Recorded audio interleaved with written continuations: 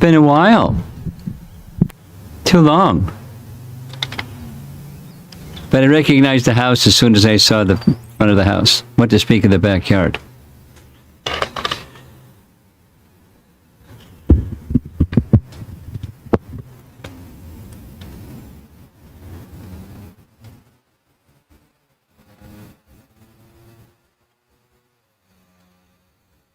Manasi Ganga, you look really happy. Well, there's lots of other things. People.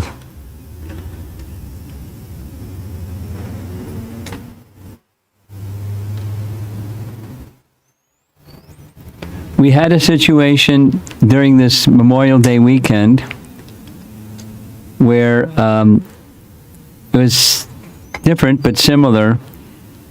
And PowerPoint projection on a screen where there's so much sunlight doesn't really work so well. So we just have to kind of fake it or something because the visuals make a big difference.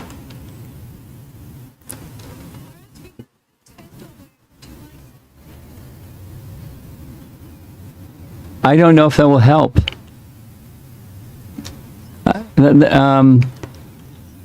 Somebody that's more technology smart than me can decide. I think we'll just wing it because it might be more commotion than it's worth it. You just pretend that you can see some nice images on the screen and we'll just move forward.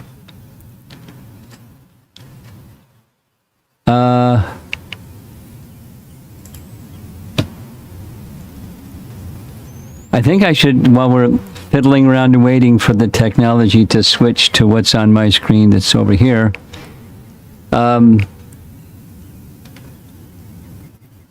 understanding is this is a pre-wedding party or something like that.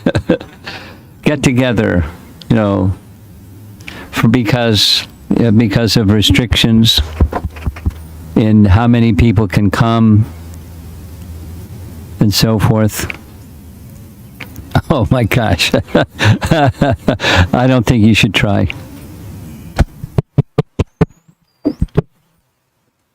We'll just pretend that it's kind of nice.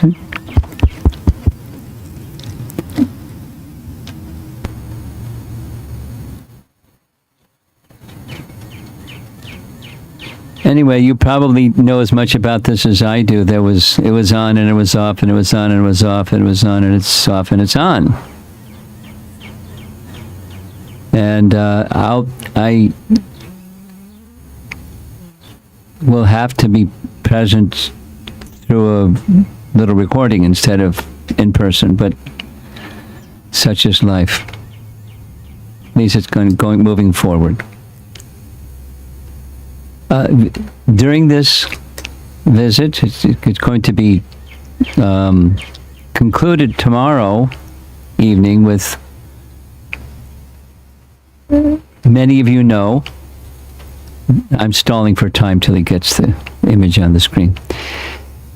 One of the efforts here in Naperville has been encouraging people to receive Srimad Bhagavatam in their home and encouraging people to read Srimad Bhagavatam together in reading groups. And it's not only happening here, it's happening in many places. And it's really interesting, quite amazing how people that really don't know too much about Krishna consciousness, they really like it, and it makes them connected to Krishna consciousness. It's a very nice program. So some of the groups here, as far as I can understand, some are in Canto 2, some are in Canto 3, some are in Canto 4, meaning they've been going at it for quite some time. And so this has been kind of like an overview, or it's being called a flow of the subject matter of the Srimad Bhagavatam. And we're all the way up to flow number 11. It's the beginning part of Canto 5.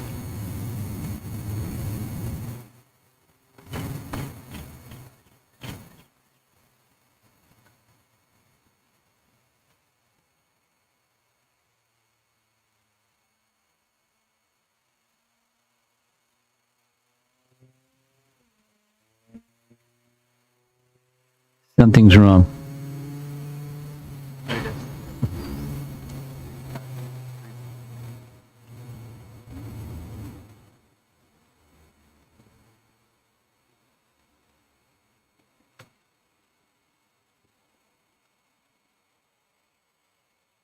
Okay.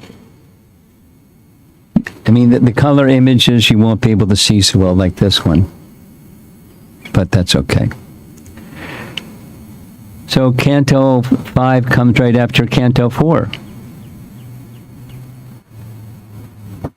And Canto 4 ends with King Pachini Bari going back to Godhead. Who's King Pachini Bari? King Pachini Bari is, so starting with Canto 3 and continuing through Canto 4 is the first of the 14 Manus, Swayambhuva Manu, and the lineages of kings that come from Swayambhuva Manu. I mean, before that, it's creation and subcreation, and once the creation is there, Brahma, having completed the creation, it's a very interesting description. 2 cantos dedicated to that topic. He has to fill up the universe. So one of the ways is he has Manu appear directly from his body, and his wife appear directly from his body at the same time, and they're in their fully adult forms. It was pretty good mystic power. And they come before him and request some service. He says, help me fill up the universe that I just built and create good praja. And he also gives them the assignment of creating laws for mankind. So we hear they have 2 sons.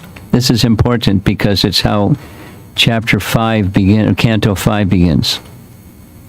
So we're in Canto 3 now, and there's 2 sons. The elder son is Priyavrata. The younger son is Uttanapada. And there's 3 daughters. So the main daughter that's spoken about is Devahuti, and there's that whole description, 6, 7, 8 chapters of Devahuti and Kardamuni and their marriage, and they do austerities and so forth and so on. And Kapila Dev gives his instructions in Sankhya philosophy to Devahuti. It's a long section. But that's the elder of the 3 daughters. But the elder of the 2 sons, normally, this is right out of the gate. As soon as Swayambhuva Manu has his first 2 sons, the elder son requests his father, I'd rather not become king. My younger brother, he's very qualified. Let me go to the forest and strive to perfect my spiritual life. So Swayambhuva Manu consents, and Priyavrata goes off to the forest. And we don't hear about him until 5th canto. We hear about him in the 5th canto because Swayambhuva Manu has a problem. Because the lineage of kings from Uttanapada just got interrupted. Because the sons of Prachini Bari, who was in that line, they achieved spiritual perfection. And then Prachini Bari, he followed their path, and so the lineage of kings was broken. And Swayambhuva Manu had a problem. You got to have a king, an emperor of the world. So what did Swayambhuva Manu do? This is what he did. He went to the place. He went to the place where there were no motorcycles. He went to the forest, up in the mountains, where Priyavrata was doing his devotional practices, and he explained his problem. And I need somebody to rule the universe, or rule the planet Earth, excuse me. And Priyavrata didn't say no, but he didn't say yes either. He, from much earlier in his life, he had no interest in those things. He had interest in only these renounced activities. That suited his nature.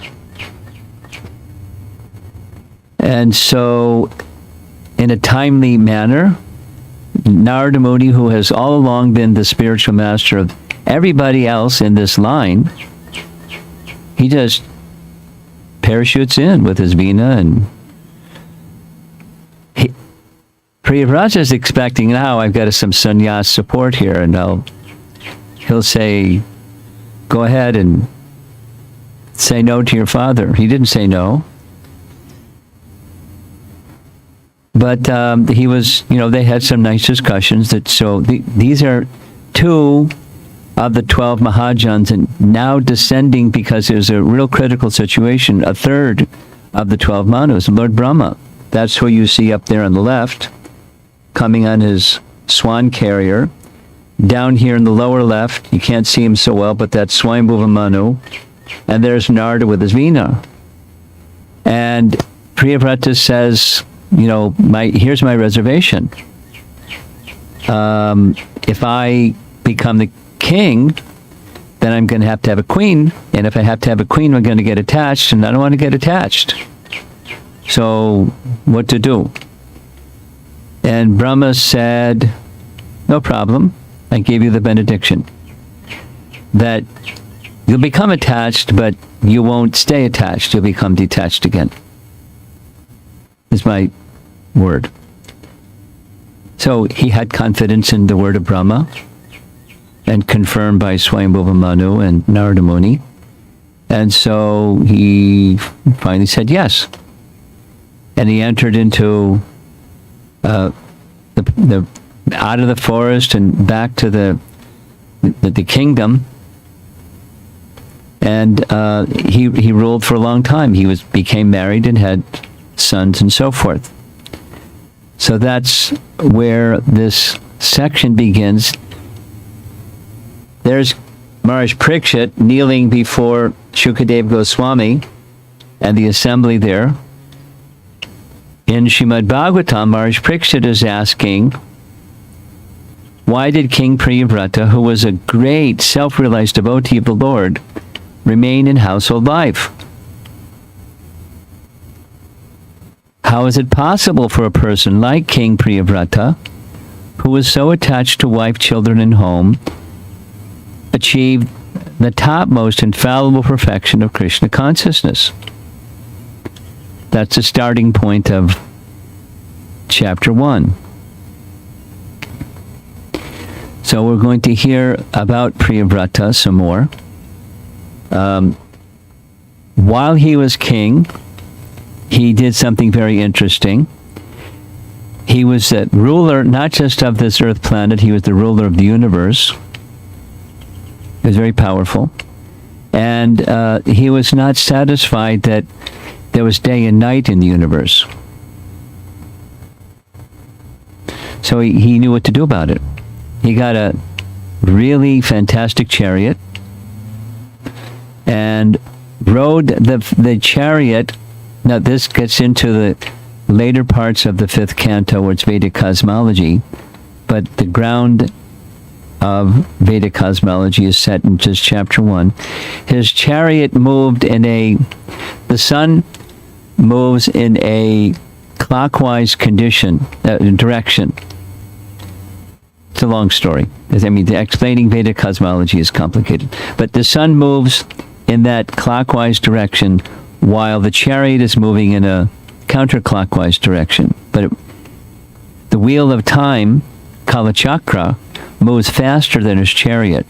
Anyway, so what Priyavrata did, that he had a chariot that was really as bright as the sun, and he was 180 degrees opposite the movement of the sun, and he moved so that it was sunlight all the time in the universe.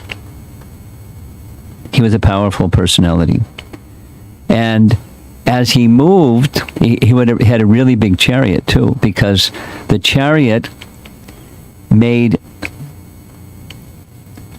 depressions or ruts, or the wheels were heavy and large, and it made big tracks in the plane of Bhumandala. The result was there are 7 islands and 7 oceans that are circular, created by the wheels of Priyavrata's chariot. Pretty fantastic, right? It's a really big chariot. And it's such that as he moved, the wheel span of the chariot got larger. And so it wasn't just one circular motion and the ruts got bigger and bigger. The span of the axle of his chariot got bigger, and so larger circles and larger circles and larger circles, until there were 7. A ring of 7 islands and 7 oceans in between those 7 islands, circular islands, which make up the topography of this plane of Bhumandala. And the seasons also got balanced. It wasn't like Chicago or Naperville. It was, even seasons during the reign of Priyavrata.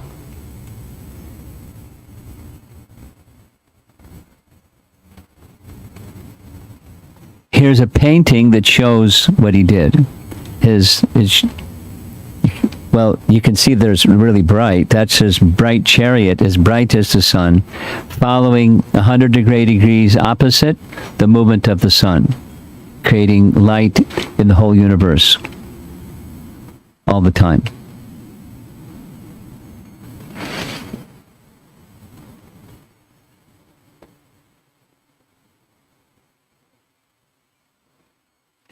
Have any of you been in the northern parts of Canada or Alaska, where it's in the summertime, it's daylight all day long?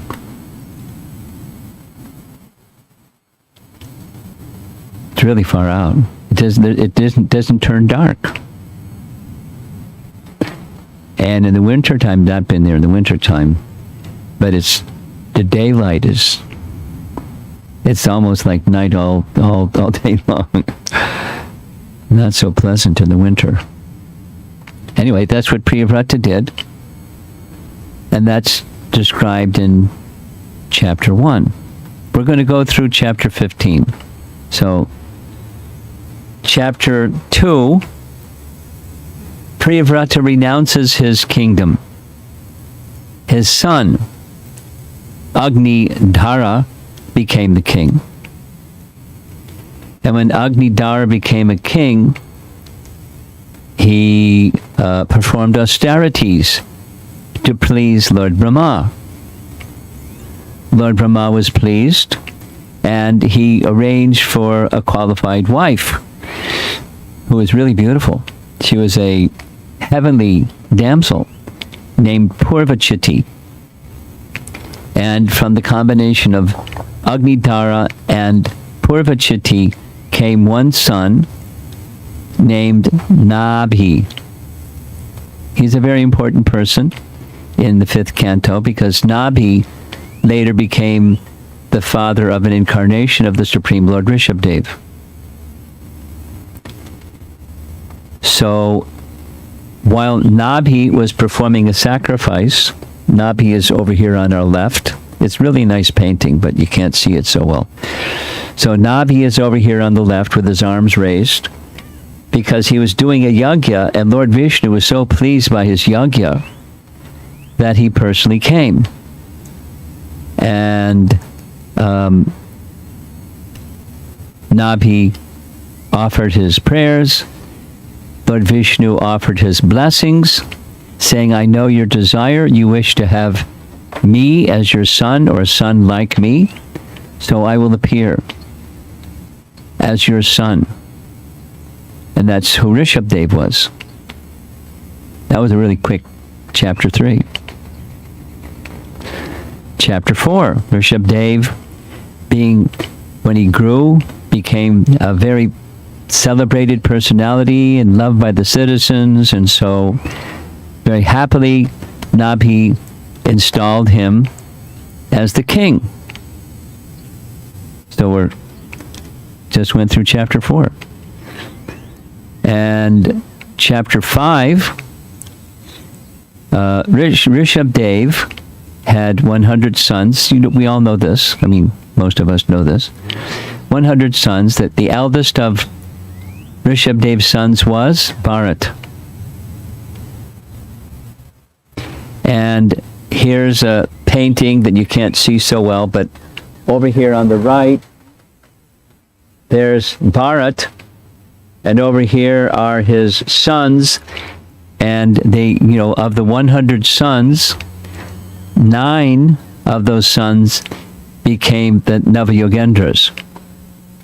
Now, Navayogendras, we don't hear too much about them until the 11th canto. This is the 5th canto. But they're super qualified. They have, they're not part of any varna or ashram. They're beyond the varnas and ashrams. Like Narada Muni, they can travel anywhere. They don't even have a vina. They just travel anywhere. And they give transcendental knowledge. That's what 9 of his sons did. Then some other of his sons, they became Kshatriyas, and they ruled the earth under Bharat Maharaj. And the rest became Brahmanas. So there's a really nice example from the Bhagavatam that one father may not have, the sons may not be of the same group as their father. Beyond the Varnashram system, some Kshatriyas and some Brahmanas, one father.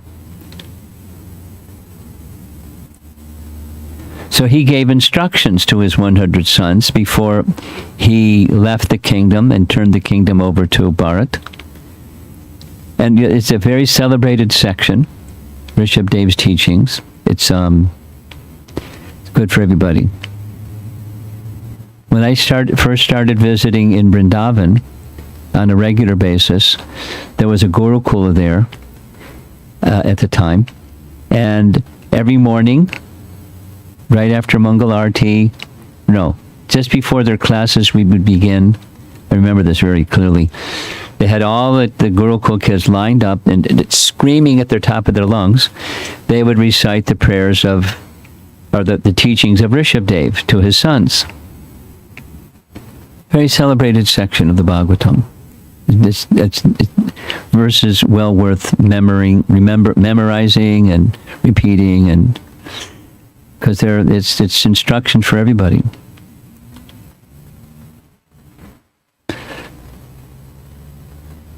Human form of life is meant for spiritual happiness.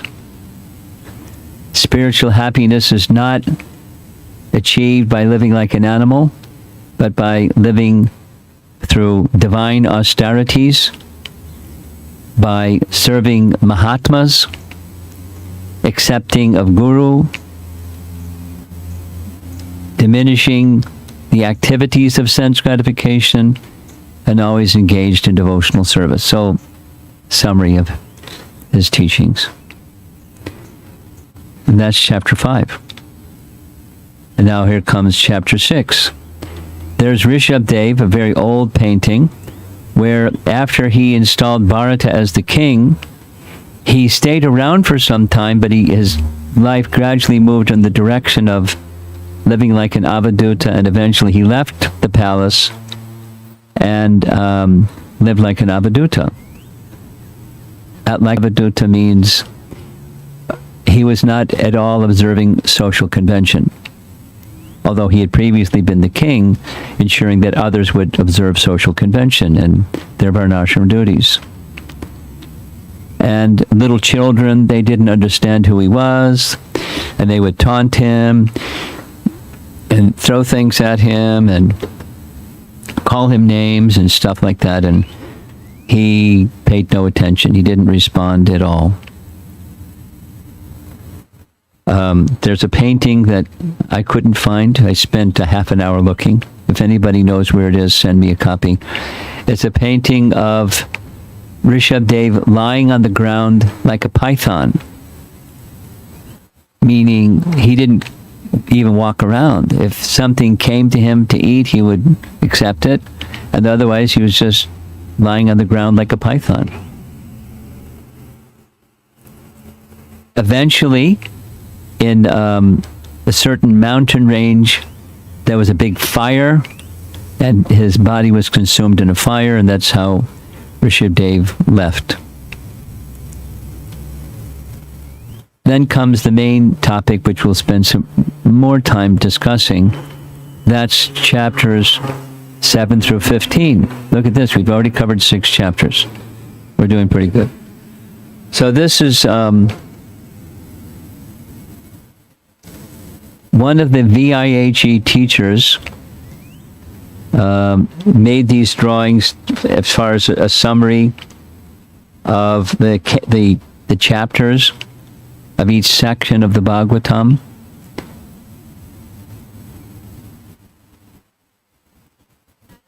Narayani. Little story. Once upon a time, I was a new devotee, and it was in the Boston temple, summer of 1970. And 1 month after I joined the temple in Boston, Narayani and her husband, they were married at the time, and lived together, even in the temple. They joined the temple. Purna Pragya. Maybe some of you have read some of his writings. So she's, a very learned person. She's taught in VIG for umpteen years. And so this is her work explaining the chapters of the whole of the 12 cantos of the Bhagavatam. So over there, around 9 o'clock-ish, that's chapter 7, where Bharat becomes the king. And he rules, and it's a little bit over there. Chapter 8 is he gets attached to the deer, and number 9 is some person's thinking he's mad, and so they want to make a human sacrifice to the goddess Kali. We'll see these images. But so it's just a nice way of illustrating. So the focus on this section is Bharat Maharaj, the king, the deer, and the Brahmana. Some of you may have seen the drama.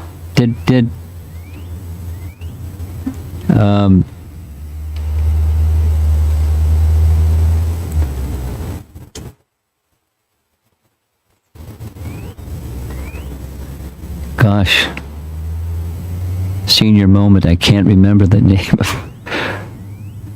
of Bhakti Marg Swami. Thank you. Super Soul. Bhakti Marg Swami made a very nice drama, The Three Lives of Bharat. Did he perform it here? He did it on tour with youth as the actors during Rath Yatra time. Anyway, it's really nice drama. The Three Lives of Bharat. So that's what this is. And first is chapter 7. He becomes a king. Being ordered by his father Rishabhadeva, Bharat Maharaj married Pancha Jani, the daughter of Vishwarup. After this, he ruled the world peacefully. He's got a pretty fancy mustache, too. Formerly, this planet was known as Anjanabha. Nabha. Now, I'm accustomed to hearing Prabhupada in lectures say Elavrati Varsha. Elavrati Varsha. But after Bharat, it became Bharata Varsha. Bharata Varsha means this earth planet. Although previously, Priyavrata was ruling the universe. So somehow it got to be just this earth planet. And after the reign of Bharat Maharaj, he became Bharat Varsha. Bharat Maharaj begot 5 sons of the womb of his wife, the queen, Pancha Jani, and he gives the names. Now here's something that came from the devotees in China that are also reading Bhagavatam, by the way, along with our Bhagavatam reading groups here in Naperville. And it says there that he ruled the earth for so many thousand, I forget the number, 10,000, 100,000, 100,000, more than 100,000. Some really long number, 10 million years, something like that. So like, how's that possible? So I asked my scholarly friends, how's that possible? And they said, no problem. No problem because there are persons that exceed the norms. Meaning, this is such a yuga, and the norm is 100,000. Like maximum's 100,000 years. So his rule was for like much more than 100,000 years. That's a long time to do anything. And he was in the topmost stage of bhakti. So anyway, he ruled for so many thousand years. And when he was finished ruling, he turned the kingdom over to his sons, and they ruled. Because he performed various yagyas to satisfy the Supreme Lord, he was personally very satisfied. Being undisturbed in mind, he increased his devotional activities unto Lord Vasudeva. And after finishing his kingly duties, he divided his kingdom among his 5 sons. He left home and went to the place of Pulaha Ashram, named Pulaha Ashram. It's a celebrated place for sages to go to do austerities. Thus he increased his devotion toward Vasudeva, and he automatically began to realize further his transcendental blissful life. The painting, you can kind of see it. He's down here with his arms upraised like this, and above him up there, that's a four-armed form of Vishnu. And it's a detail that's worth drilling down on a little bit. He was chanting Gayatri Mantra. Specifically, it says, he was worshipping, Prabhupada explains this, he was worshipping not the sun, but Narayana, because the presiding deity of the sun, the personality that presides, is Surya, but Surya is worshipping Surya Narayan or Narayan.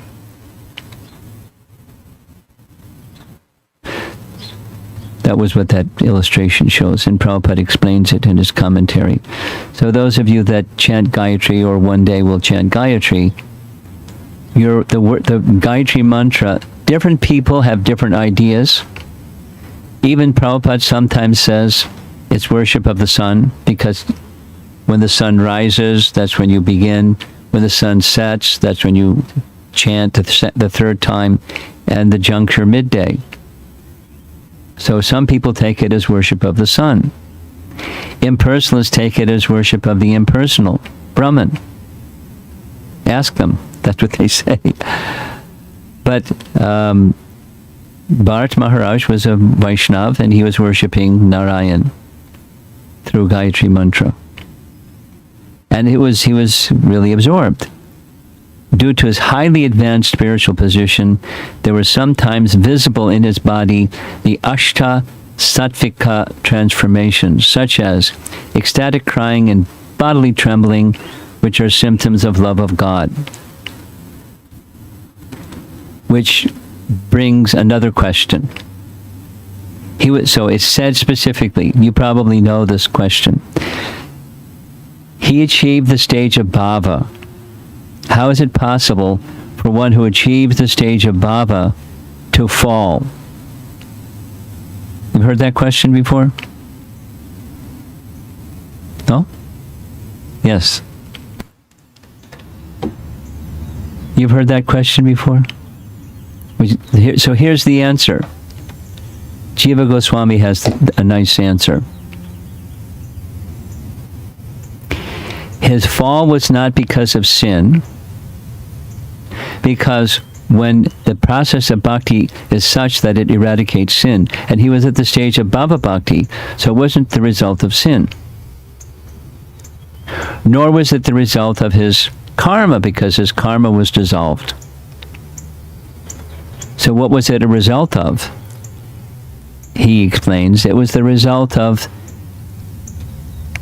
anartha in the heart that had arisen because of some prior offense that hadn't been eradicated, even in the bhava stage. Jiva Goswami, in this section of his Bhakti Sandarbha, is explaining how dangerous and stubborn, pernicious, is the consequence of offense. It brings rise to anarthas, and anarthas bring rise to difficulty. So because of that previous anartha in his heart, he said that the deer appeared, and his choice to neglect his devotional practice and instead absorb himself in the deer was a conscious choice, arising from the anartha in his heart. The block of anarthas have the power to block bhakti. We'll say it again. The power of anarthas is so great, it has the power to block the power of bhakti. Like the clouds in the sky have the power to block the light and the heat of the sun. Above the clouds, the light and heat of the sun is doing just fine. But from our experience of the light and heat of the sun can be very different. We may not experience its fullness.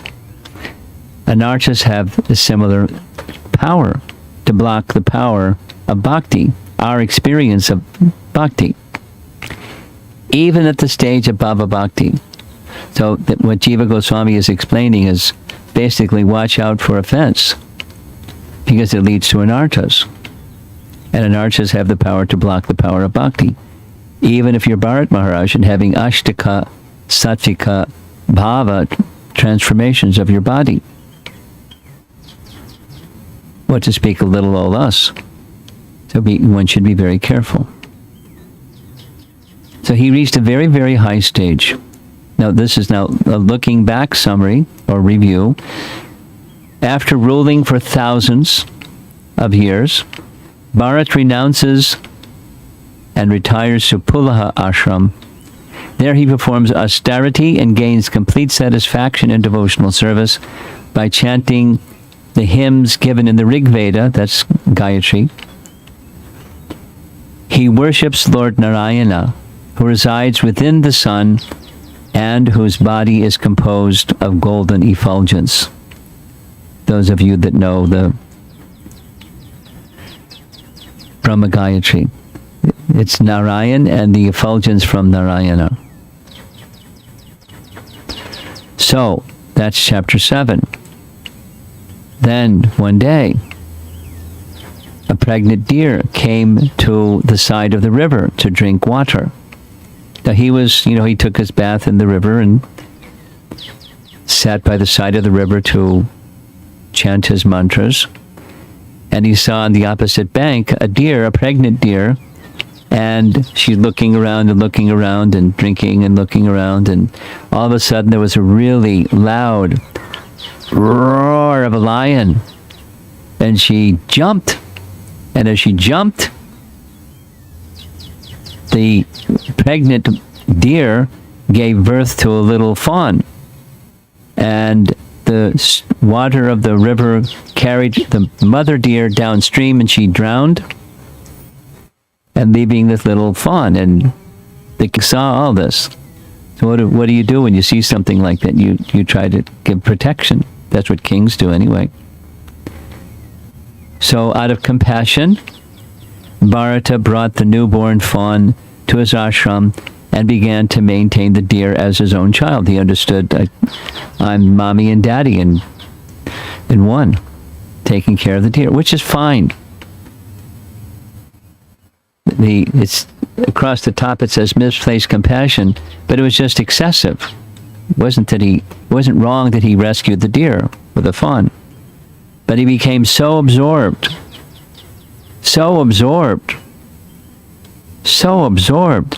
that he started neglecting his spiritual practice. Even when he was doing his spiritual practice, it was inattentive because of his attachment to the deer. Due to attachment, affection, and attraction for the deer, he gradually became distracted in his spiritual practices and completely neglected his sadhana.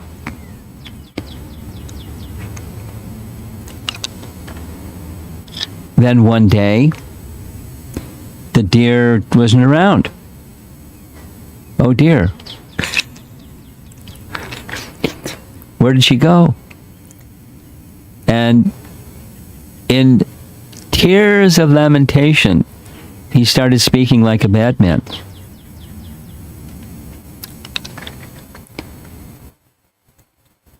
One day, the deer left Bharata's ashram, wandering in the forest, and he was worried.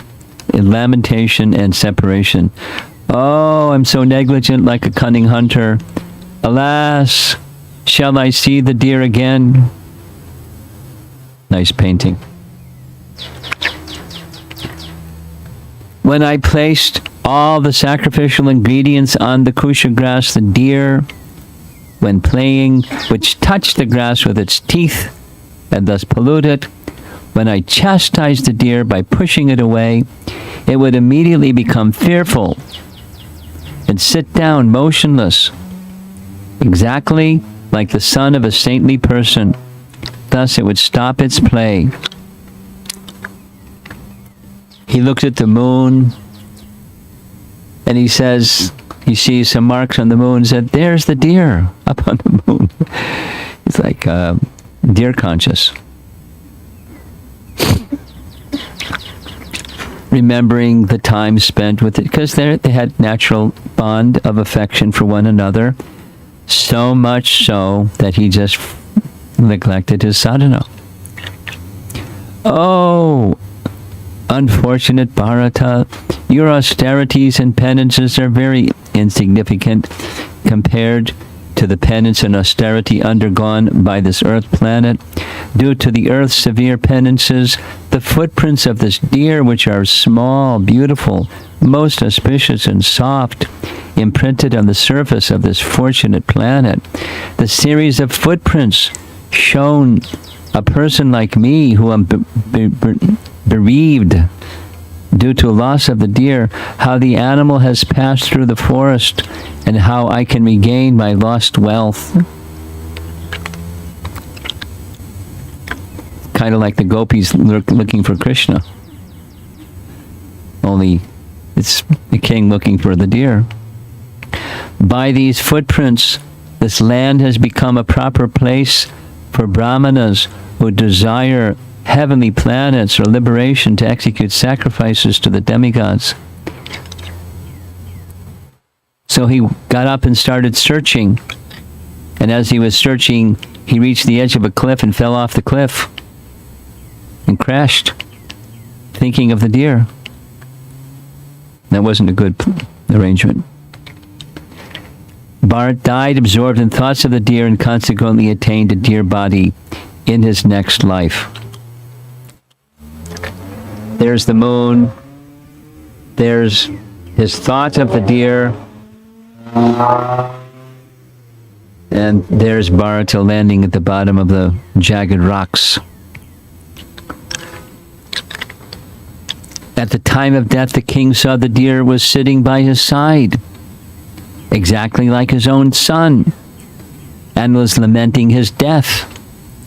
Actually, the mind of the king was absorbed in the body of the deer, and consequently, like those bereft of Krishna consciousness, he left the world, the deer, and his material body, and acquired the body of a deer. However, there was one advantage. He did not forget the incidents of his past life. So because Super Soul was very kind in his efforts to reach Krishna, Super Soul gave him remembrance in the body of a deer of his previous life. So he became a deer. We're still in chapter 9. Although in the body of a deer, Bharat Maharaj, due to his rigid devotional service in his past life, could understand the cause of his birth in that body. Considering his past and present life, he constantly repented his activities, speaking the following way. In case you can't see, that's a deer in the middle of the screen. So he has repentance for his mistakes. In the body of a deer, Bharat Maharaj began to lament, "What misfortune! I have fallen from the path of self-realized. I gave up my real son's wife and home to advance in spiritual life, and I took shelter in a solitary place in the forest. I became self-controlled and self-realized, and I engaged constantly in devotional service, hearing, thinking, chanting, worshipping, and remembering the Supreme Personality of Godhead, Vasudeva." He was way up there. "I was successful in my attempt so much that my mind was always absorbed in devotional service. However, due to my personal foolishness, my mind again became attached, this time to a deer. Now I have obtained the body of a deer and have fallen from my devotional practices." Although Bharat Maharaj received the body of a deer, by constant repentance, he became completely detached from all material things. He did not disclose these things to anyone. Of course, he's in the body of a deer. What could he do? But he left his mother deer in a place known as Kalanjara mountain, where he was born. He again went to the forest of Shaligram and the ashram of Pulasya and Pulaha. He went back to the same place where there were sages, and he just kind of hung out with the sages, sadhu sangha, listening, taking the remnants of their prasadam, wagging his little tail, and waiting for death to come, because he really couldn't do much in that situation. So looking backwards, here's a summary. Bharata showed compassion to a helpless deer calf. He became attracted to this animal and distracted from spiritual practices. Not just distracted, he made a specific, he made a conscious choice. Sheltering the deer, he became bound to it with affection. Thus, at the time of death, he thought of the deer and became a deer. Fortunately, he learned some lessons. Bhaktivinoda Thakur writes, about a form of tapa for devotees, austerity for devotees, is regret and repentance. Sincere regret for mistakes and not properly exercising free will in ways that makes life difficult. It's a form of purification for a Vaishnava. So now, after the body of a life of a deer, it's life number 3, he becomes the son of a Brahmana. And as the son of a Brahmana, he deliberately did everything backwards. I mean, he understood what his father was trying to train, but every time his father said, do this, he'd do that, and he'd smile. And try as he may, he was a very patient father, but his son was deliberately not understanding.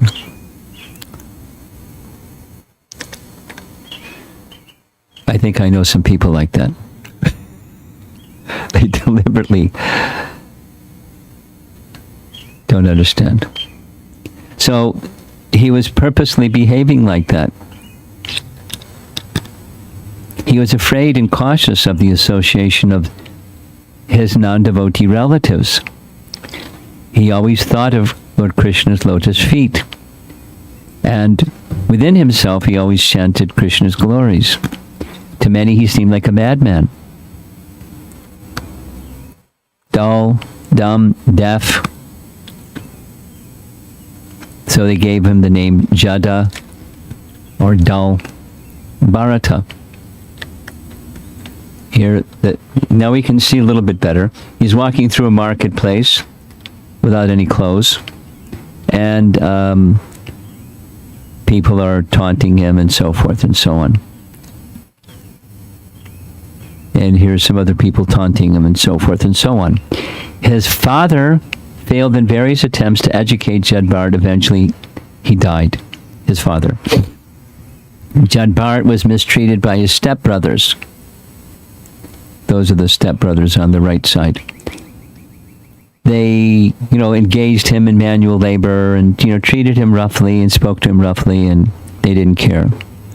And Jada Bharat didn't respond, in retaliation or anything like that.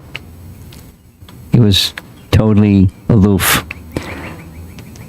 Some dacoits arrested him. This was a problem for the dacoits. And they wanted to sacrifice him, a human sacrifice to Kali. Now, there's no such thing, by the way.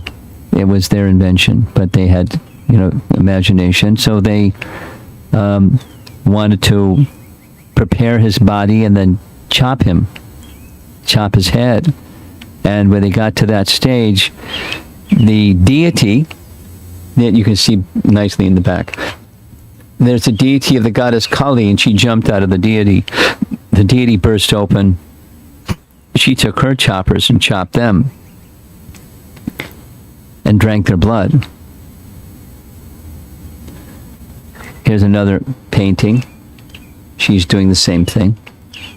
So she protected Jada Bharat because she couldn't stand to see a devotee of the Supreme Lord being tormented like this and tempted to be killed. Shukadeva Goswami speaks about this to Maharaj Parikshit. He addresses him as Vishnu Datta. Vishnu Datta means one who's protected by Vishnu.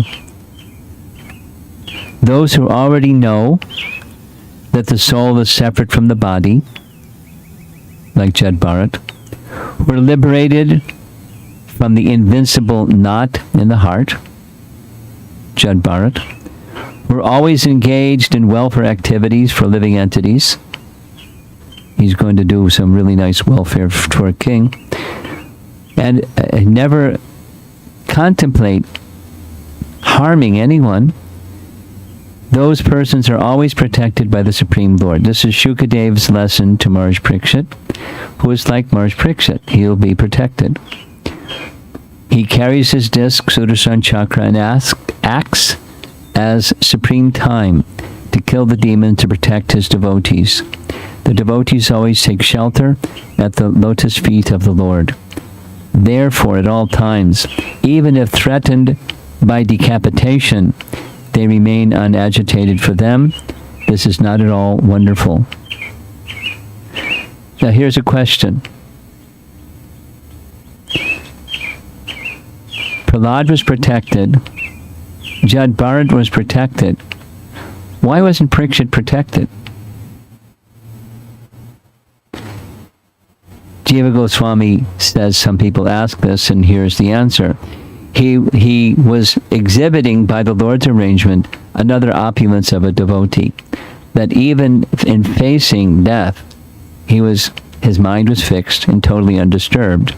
And because of that, he went straight back to Godhead. So he was showing another protection of the Lord. In fact, the whole pastime of Maharaj Parikshit being cursed to die was a fast-tracking him to the spiritual world. 7 days, going back to Godhead. So in his third birth, this is looking back on chapter 9. Remember, we're going up to 15. Gosh. In his third birth as Jada Bharat, he acts as if he were dull. His brothers put him out in the fields like a scarecrow to watch the grains. There, he is captured by dacoits, and when they raise a sword to sacrifice him to the goddess Kali, she bursts out of the deity and beheads them, for she is unable to tolerate their offense to a devotee. That's down there in the lower left. Goddess Kali chopping the dacoits. So now comes a real nice section with more details. This is the palanquin carrier Jada Bharat, chapter 10. So he enlightens the emperor. There you see, they're all dressed very nicely, but Jada Bharat is not dressed so nicely. The other palanquin carriers needed a fourth carrier. They found Jada Bharat. He looked strong, he's kind of a simple guy, so they enlisted him. And that was a mistake, because he was a self-realized soul and he wouldn't step on ants. So as they were carrying the palanquin, I think you can see that the light is less bright, so now you can see those little ants. So he was unable to step on ants. So he was more concerned about the ants than the king. So when he was stepping over the ants, the palanquin was getting jostled. And so the king leaned over the palanquin and, shouted at him, "You better watch what you're doing." Covered by the mode of passion, angry due to the innate nature as a king, he spoke sarcastically. "You must be fatigued from carrying the palanquin alone for so long and for so far. You must be old and unhealthy without strong limbs." He's young and quite healthy. "Are your fellow carriers not cooperating with you?" He's being sarcastic. Jada Bharat just heard, like all the other situations where he was taunted and didn't respond. His spiritual power was covered like fire, covered by ashes. He was literally, not only externally, but internally unaffected. He had no bodily conception of I and mine. He resumed carrying the palanquin. But it happened again. He wasn't going to step on ants.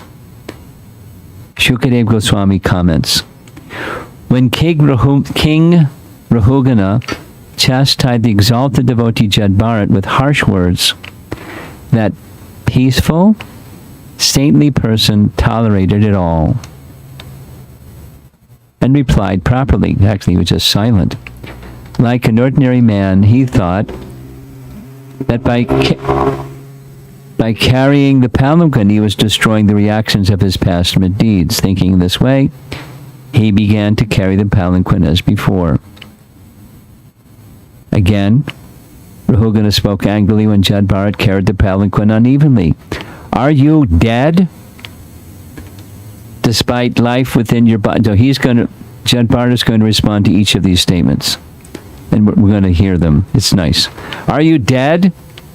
Despite life within your body, don't you know that I am your master?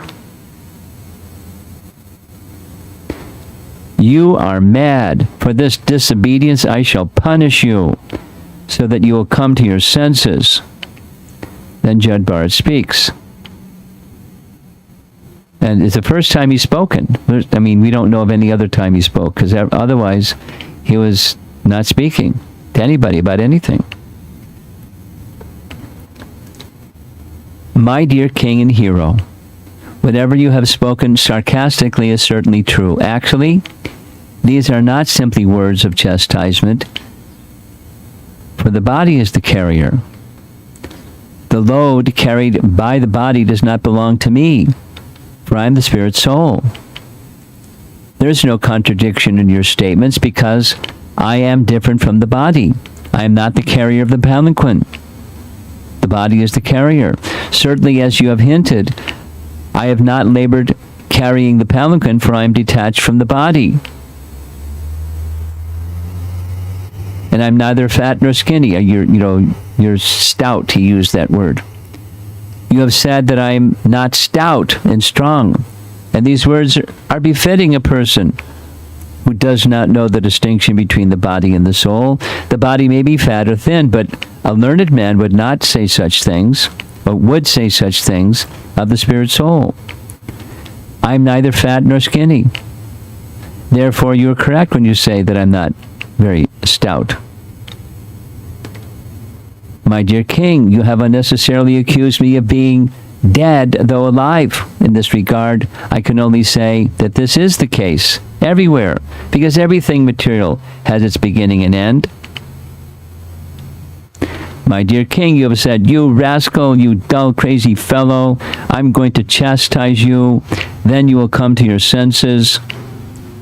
In this regard, let me say this, that although I live like a dull, deaf, and dumb man, I'm actually a self-realized person. What will you gain by punishing me? If your calculation is true, and I'm a madman, then your punishment will be like beating a dead horse. There'll be no effect. When a madman is punished, he's not cured of his madness.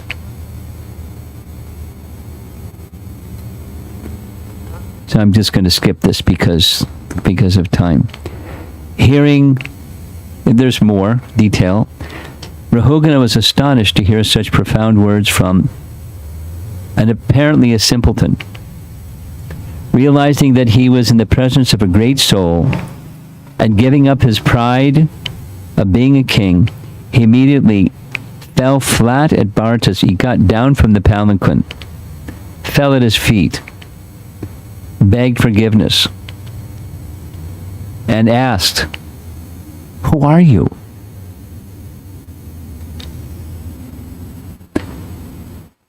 Are you a learned Brahmana, wandering in disguise? You move about covered and unknown to others. That's the king at the feet of Jada Bharat. I'm not afraid of Indra's thunderbolt, Shiva's trident, or Yamaraja's punishment, fire, sun, moon, wind, or weapons. But I am afraid of offending a Brahmana.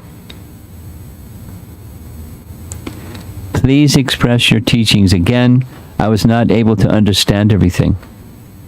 It's not exactly how he spoke, but I wasn't able to grasp. You spoke in such high terms. Can you say it in a simpler way so that I can understand? So, give me Bhagavatam class number 2.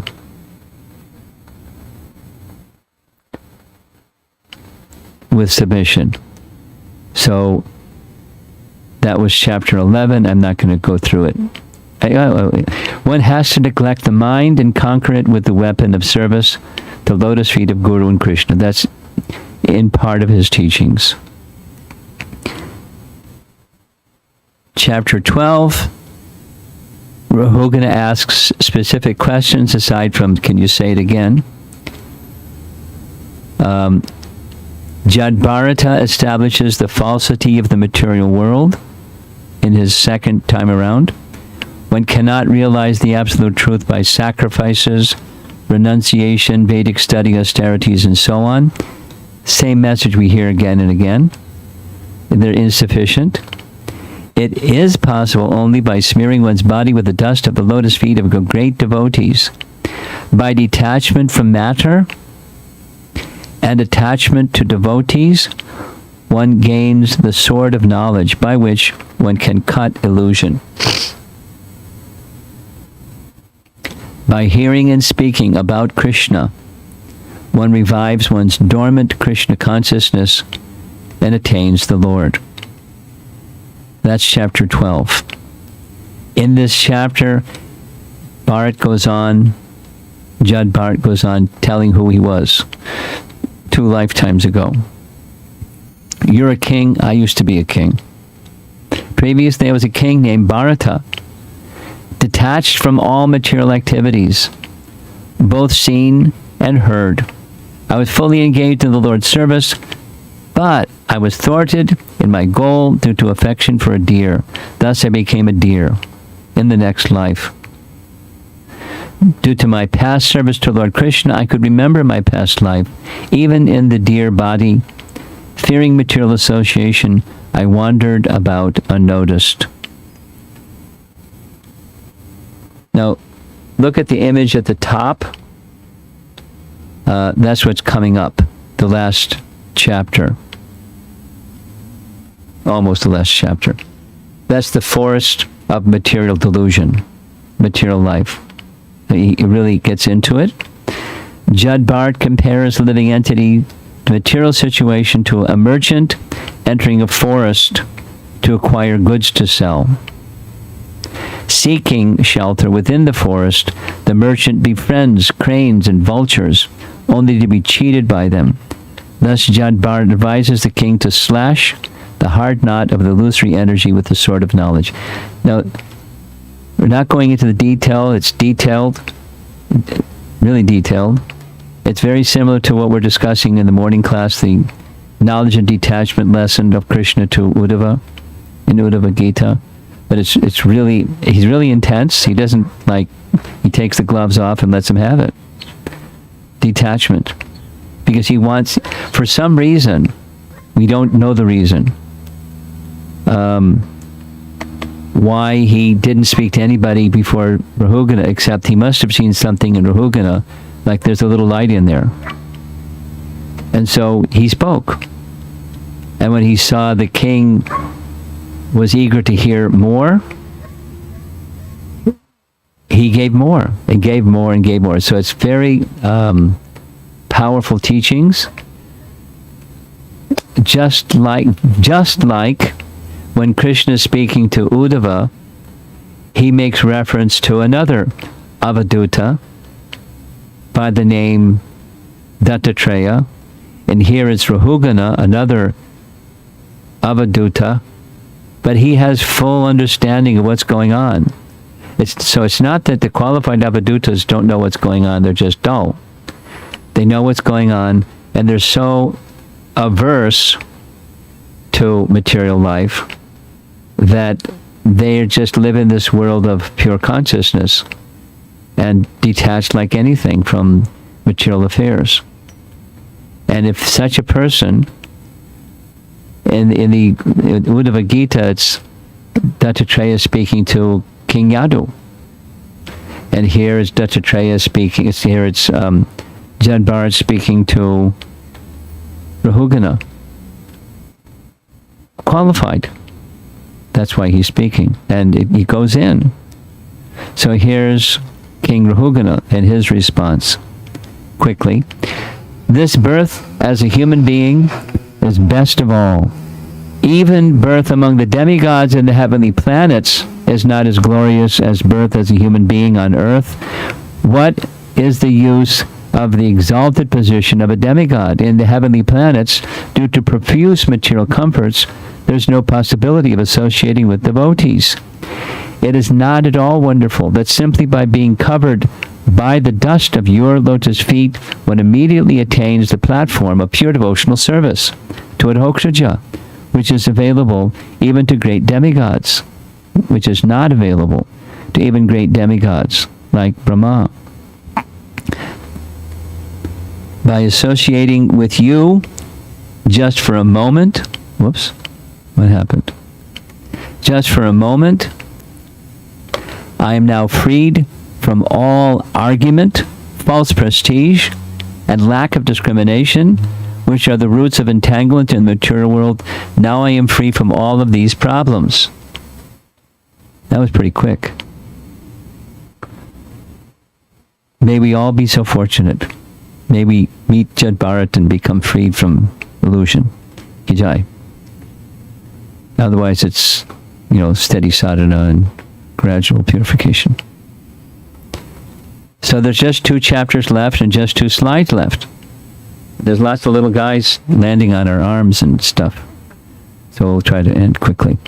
Shukadeva Goswami explains the whole allegory he made of the merchant going into the forest to get goods, and Shukadeva retells it in his own way. A merchant entering the forest to acquire goods is like the greedy, conditioned soul entering this world and chasing the objects of the sense. Chasing mirages in the desert, the conditioned soul pursues material existence despite disturbances in his life and considers this world to be permanent. The whole chapter full of that.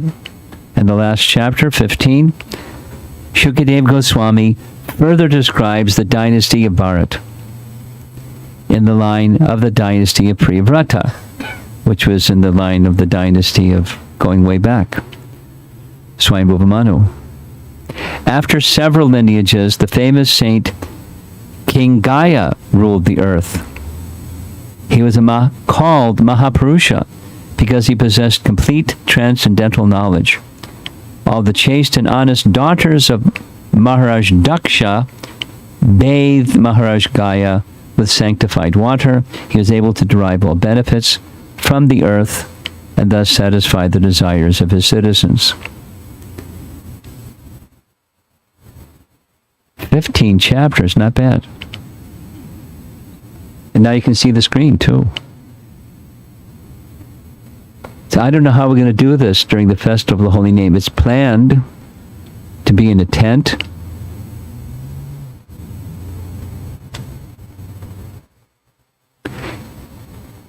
I don't know how it's going to work. After the sunset, it'll be great. During the daytime, we'll have kirtan. Class in the morning, class in the evening, kirtan all day long. Or things that don't require a screen. Then maybe that's what we'll do. And some bug spray too.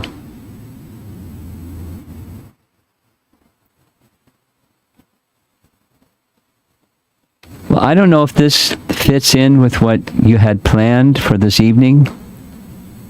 No problem, huh? No problem. Okay. Got the word.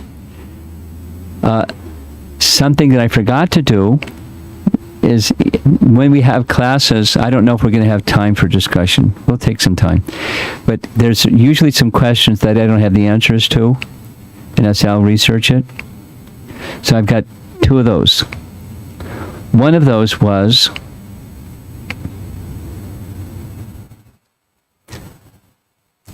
Anga's son was Vena, and Vena was wicked. And the explanation of why he was wicked was that his mother's father was death personified. Now, who's going to marry death personified anyways? And marry death personified's daughter? Prabhupada explains it was the astrologers goofed up. Normally they don't, but in this case they did, and because of they goofed up, it wasn't a good result. So I hope you two had good astrologers. And that your father is not death personified.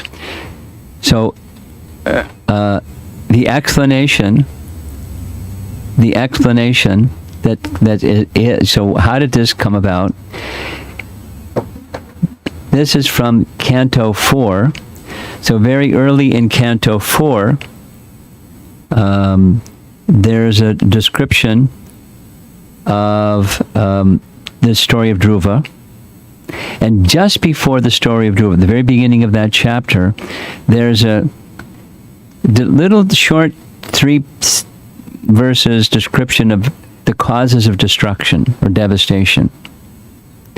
Because the mother, the stepmother of Dhruva, was the victim of those causes of devastation. She brought about her own devastation, and she brought a feeling of devastation in Dhruva because of forces of devastation.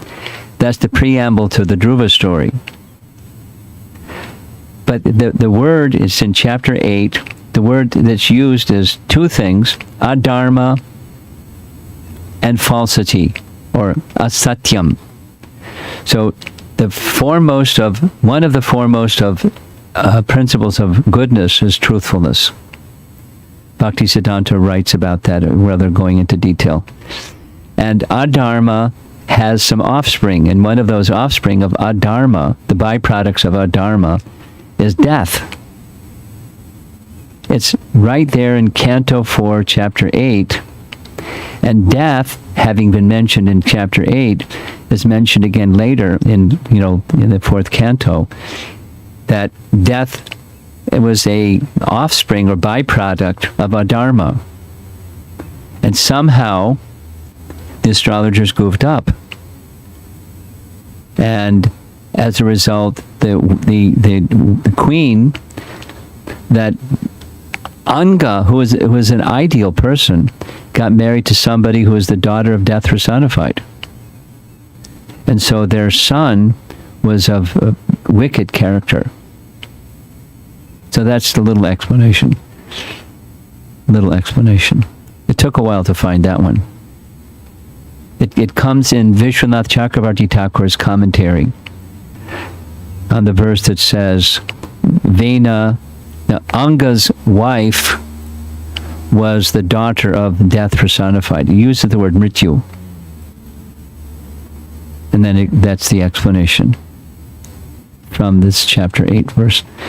Then another question that came up was, in the case of Dhruva, why was it that she had committed an elephant offense when it's not clear yet that Dhruva is even a devotee? Because elephant offense is defending, he's a little kid, you don't go offending little kids. But why is it Vaishnava aparad? And the answer, I had, when that question came up, I wasn't remembering. But here's the answer. Dhruva was the grandson of Swayambhuva Manu. And Swayambhuva Manu, for sure, taught his grandson all about bhakti. So he had received the seed of bhakti, and he was a bhakta Dhruva.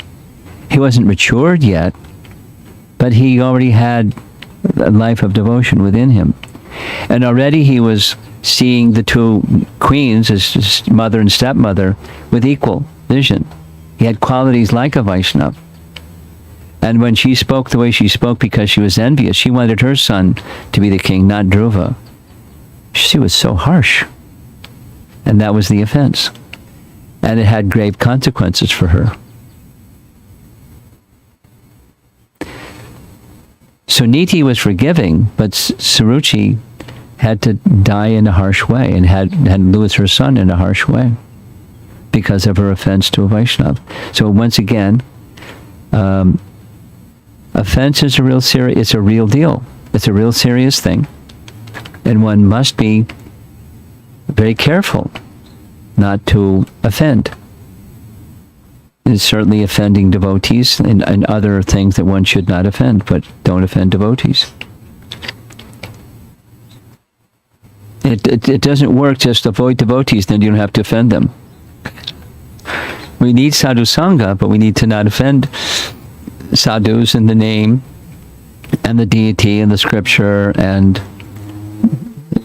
the process of bhakti.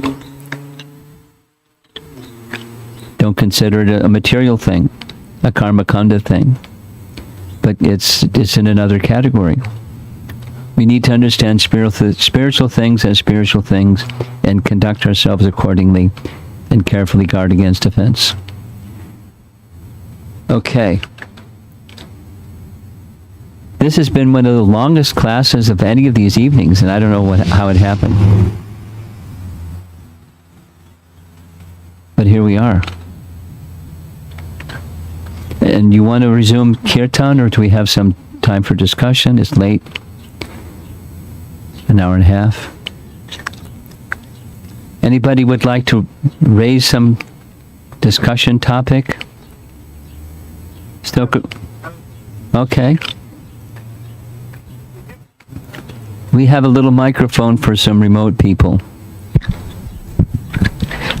Is it okay and is it less harmful to, cause an offense to non-devotee? Why does the God discriminate between devotee and non-devotee in the Okay, that's a punishment? nice question. And then how about this one? Is it okay, or is it less serious to offend a small devotee as opposed to a big devotee?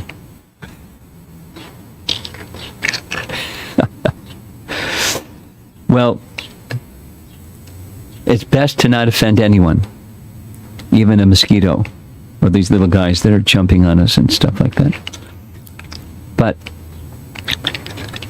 there is gradation, and there's greater culpability. There's intention that's behind, the gradations of living entities. But yes, there is a difference. It's not okay, but there is a difference.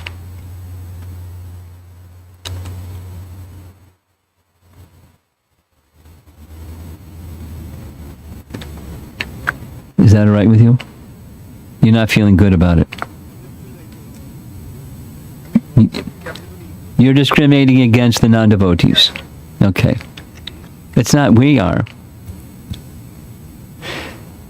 Here's Krishna's words. You familiar with Bhagavad Gita a little bit?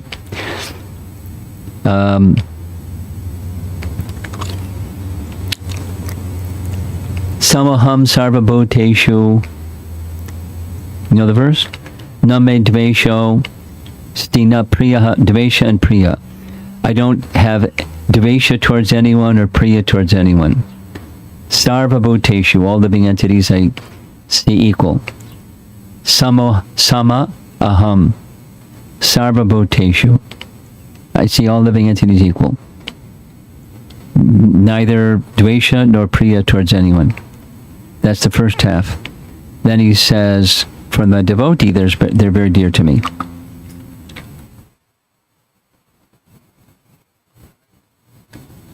And the reason they're dear to him is because he's dear to them. And it's natural. No, it's spiritual. It's spiritual affection.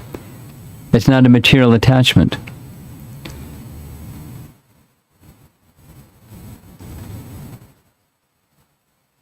Put that in your transcendental brain and process it. There's a distinction between spiritual affection and material attachment. Spiritual affection is on the spiritual plane. Material attachment is on the material plane. And they're not the same. Say, is it okay to have spiritual attachment for the holy name, or spiritual attachment for Bhagavad Gita? What's the big deal? There's Harry Potter and there's Bhagavad Gita. They're both books. Or Alice in Wonderland, or whatever it is. Moby Dick, and there's Bhagavad Gita. They should see them the same, right? You can have respect for every living entity. To take living entities, they're spirit souls. But the respect especially goes to those living entities that hold the Supreme Lord very dear. Now it doesn't, so you get the idea.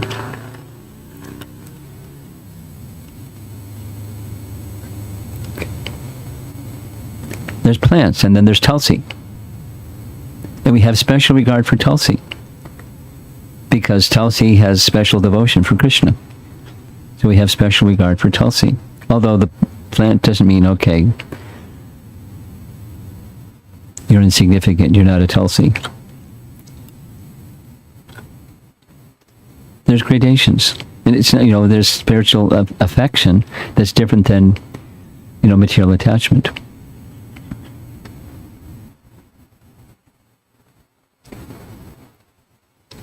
You're kind of okay, but not completely okay. I don't know what to do about that. You got that thing on your forehead like...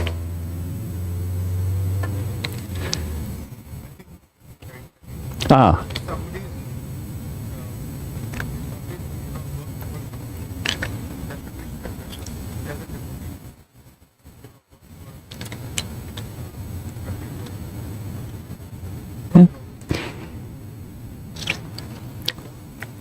I'll say the same thing a different way. For those who are, there's the beginning, intermediate, and top stage of bhakti. In the intermediate stage, Madhyama Bhakta, that's recommended, they worship the Supreme Lord, they associate with devotees, they give kindness to those who are innocent, and they avoid those who are atheists and vilifiers. And amongst the devotees, you serve their superior, you make friendship with those who are peers, and you extend kindness to those who are newer and beginning, less advanced. So you make distinctions, and the relationships are different. Then those that are innocent, you extend. And those that are vilifying type people, you keep a distance from them. It's not disrespect, you just keep a distance from them. Because, they can hurt themselves, they can hurt your devotional creeper. Unless you're, a super devotee, and then you can, like Narada Muni, you can go right in the midst of those people and give them Krishna Bhakti, in an intelligent way. But there's distinctions in grades of living entities. Okay.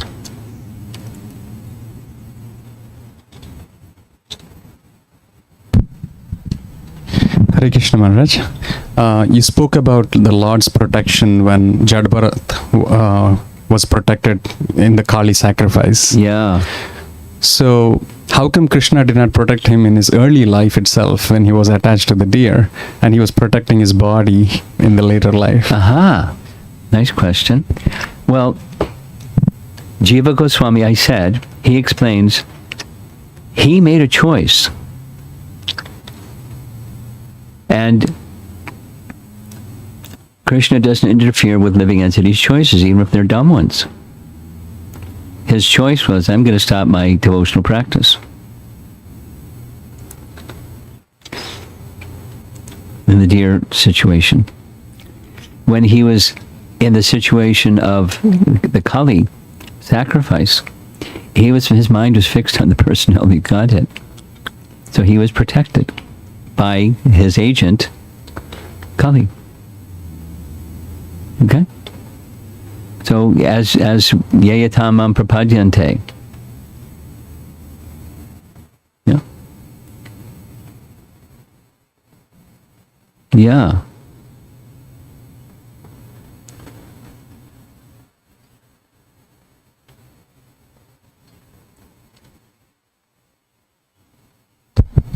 Hare Krishna Maharaj.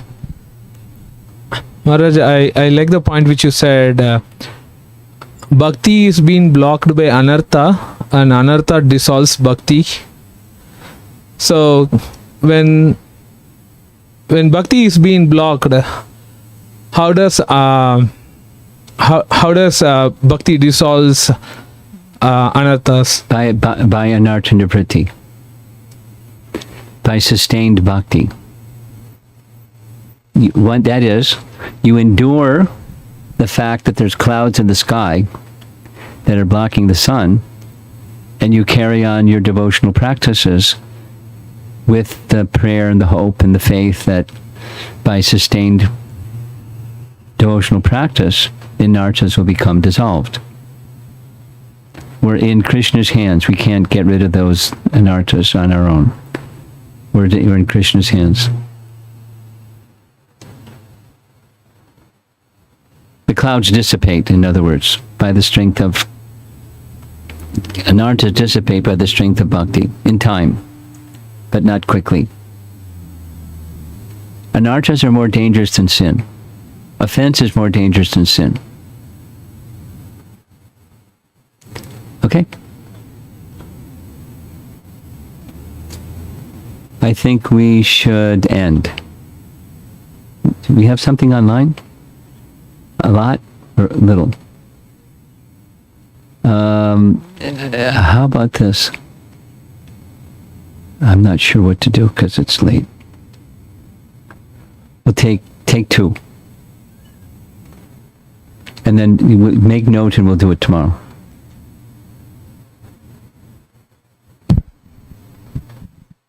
Questions are from Shrida Das Prabhu. That's Singapore. The rope of affection seems to be very subtle, that a living entity is cheated without even being known. As we can see from the story of Bharat Maharaj, that because of the affection for the deer, he fell down from his devotional service. And I also see something similar in the story of Dhruva Maharaj, that because of his affection for Uttama, he gave in to anger. It's different. Go ahead. So the question is, apart from understanding that it's a lesson for conditioned souls like us, that Lord orchestrates these acts, on the other side it also seems that for pure devotees who have even realized Vishnu as the ultimate goal, there's always a chance of fall down due to these ropes of affection. So my question is, It's not ropes of affection. I'm interrupting because that wasn't the cause. The cause was his anartha from his previous life. That's Jiva Goswami's conclusion. It wasn't the affection. It was excessive, but that even the excessive affection wasn't the cause. It was the anarthas from his previous life. And we carry them with us into the next life too. It's just like sin carries over to your next life. So the premise of the question needs some editing. He can go back to the drawing board and re-edit his question. Next. so the question is, when interacting with family members and relatives and friends or devotees in my daily life, how to make sure that the affection I'm showing is material or spiritual? Well, you do the litmus test. Who's at the center? And generally speaking, it's a mix. It's not either one or the other. But, I and Krishna. It's a mix. So that's the litmus test. Spiritual it's just Krishna. And, a really nice example is Queen Kunti. He can read Kunti's prayers and get the picture of a no-mixed position. She how elevated is Kunti? She's way up there. And she's asking Krishna to relieve her of the mix. The second question from the same devotee. Is it possible that when Krishna reciprocates, that a living entity cannot understand the reciprocation? How does the devotee move towards the position of understanding that something happened in his life, whatever is happening is the reciprocation of the Lord? Well, that's, how do we become Krishna conscious? And I'm dedicating myself to responding to these questions by saying, Sadhu Sangha. and unpack it, and that's how. Because of time, I'm not going to unpack it. This is from Rupa Vilas Prabhu. Oh, sorry. His question is, India is Bharat Maharaj and Jada Bharat both appeared in Satya Yuga, Yes. and is India named after this Bharat Maharaj? Yes. And then now Padmaja Mataji's question. No. Tomorrow. Thank you all very much. You're very patient, probably hungry, and probably want more kirtan. And the bugs stopped. They were kind of zooming around, and now they're... Is that the pattern? You don't know. They were trying to hint, like, hurry up, guys. Okay.